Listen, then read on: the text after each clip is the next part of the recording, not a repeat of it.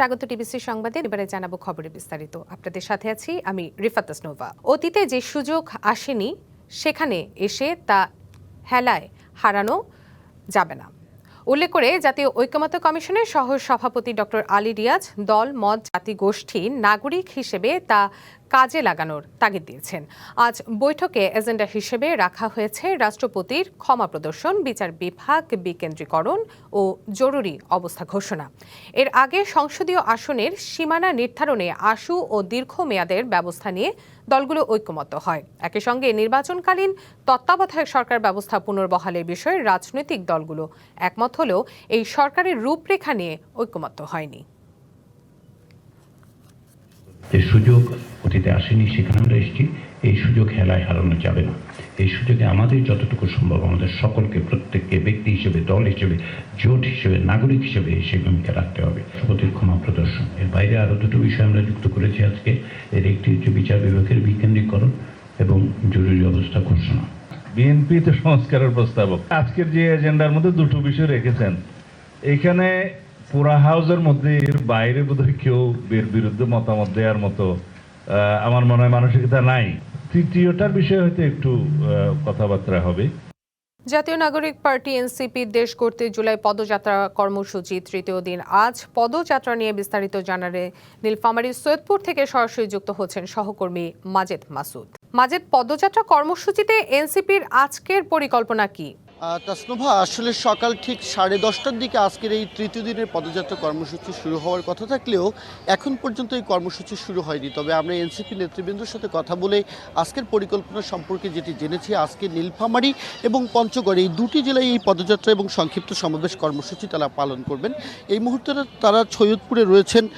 সকালে নাস্তা সেরে আজকের এই কর্মসূচি শুরু করার তারা প্রস্তুতি নিচ্ছেন। কিছুক্ষণ পরেই সৈয়দপুরে যে জুলাই যোদ্ধা এবং জুলাই আন্দোলনের শহীদ সাজ্জাদের কবর জিয়ারত করবেন। এরপরেই এখানে একটি বিহারি ক্যাম্প রয়েছে, সেই ক্যাম্পের মানুষজনের কথা শোনার কথা রয়েছে। তারপর তারা একটি পদযাত্রা কর্মসূচি নিয়ে শহরের পাঁচমাথা এলাকায় সেখানে যাবেন এবং পুরো শহর প্রদক্ষিণ শেষে তারা সৈয়দপুর প্লাজায় গিয়ে একটি সংক্ষিপ্ত সমাবেশ করবেন। এরপর নীলফামারীর অভিমুখে পদযাত্রাটি নিয়ে তারা রওনা করবেন এবং সেখানে গিয়ে আনন্দ বাবুরপুল নামক একটি স্থানে সংক্ষিপ্ত সমাবেশ করে কালীবাড়ি নামক স্থানে তারা পদযাত্রা নিয়ে যাবেন। সেখানে সংক্ষিপ্ত সমাবেশ করার পর সবশেষ নীলফামারীর চৌরাঙ্গীর মোড়ে তারা একটি বড় করে সমাবেশ করে পঞ্চগড়ের উদ্দেশ্যে রওনা করবেন। পঞ্চগড়ে মধ্যাহ্নভোজ সেরে সেখানে তারা পদযাত্রা কর্মসূচি শেষ করবেন এবং তারপর তারা চলে যাবেন আগামীকালকের জন্য। আজকে ঠাকুরগাঁয়ে যাবেন, সেখানে রাত্রি যাপন করবেন। আগামীকাল ঠাকুরগাঁও এবং দিনাজপুরে তারা পদযাত্রা কর্মসূচি করবেন।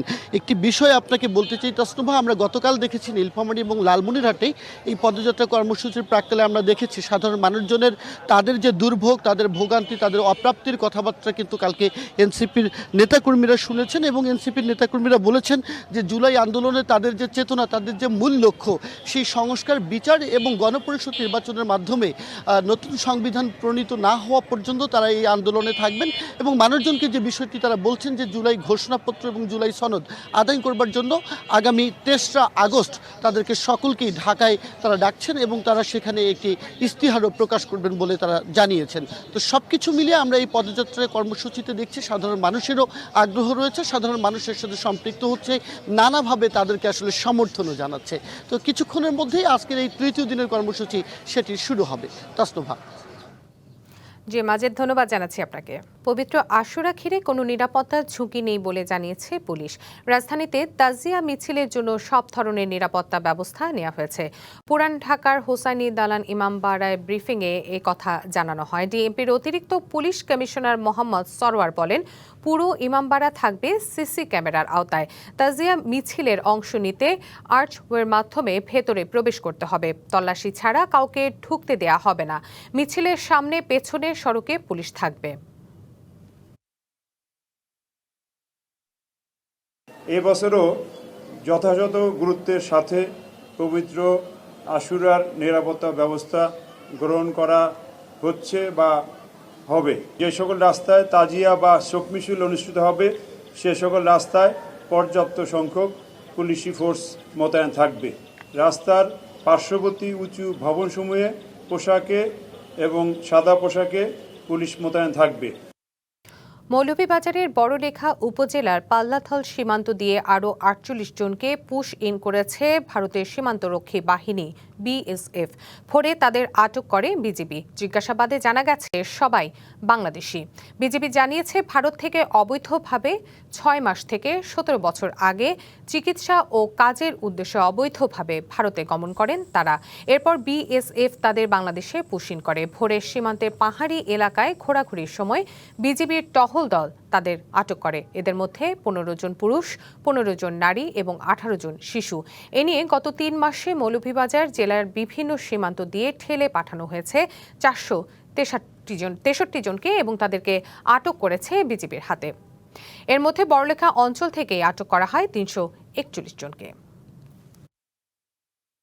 ডিবিসি সংবাদ এই ছিল এখনকার মতো। ডিবিসি নিউজের সংবাদগুলো পড়তে ভিজিট করুন dbcnews.tv আর ভিজিট করুন ডিবিসি নিউজের ফেসবুক পেজ এবং ইউটিউব চ্যানেলে। ডিবিসির সঙ্গে থাকুন।